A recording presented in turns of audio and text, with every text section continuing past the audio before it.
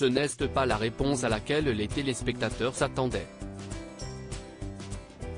Invité sur le plateau de C8 ce jeudi 20 octobre pour participer à la première émission de la saison de Face à Baba, le programme politique présenté par Cyril Hanouna, le moins que l'on puisse dire est que Gérald Darmanin a joué le jeu de la franchise.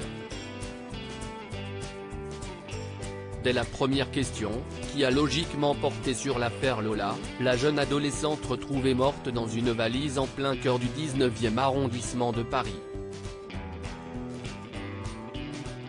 Remettons d'abord les choses dans leur contexte. Violée puis assassinée ce vendredi 14 octobre, la petite Lola est au cœur du plus grand fait divers de cette rentrée. L'auteur présumé du meurtre est une Algérienne de 24 ans, du nom de Dabia Abbé, en situation irrégulière. Depuis une semaine, les médias de la France entière ne cessent de relater toutes les petites informations et avancées de l'enquête. Et les Français sont passionnés par cette histoire. On ne peut plus terrible. Gérald Darmanin, j'ai perdu le fils de ma sœur, qui est mort assassiné. Revenons maintenant à l'émission Face à Baba.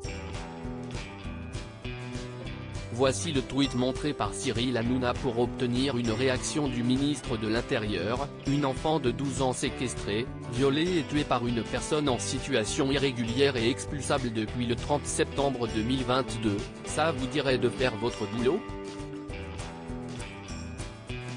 Tout de suite, Gérald Darmanin a avoué avoir été, comme tout le monde, énormément touché par cette affaire sordide. Personne ne peut se mettre à la place des parents de Lola. Quand on est père de famille, comme je le suis, on pense que si est ce qu'il y a de plus ignoble. Je comprends la colère des gens. Je fais de la politique pour éviter ça.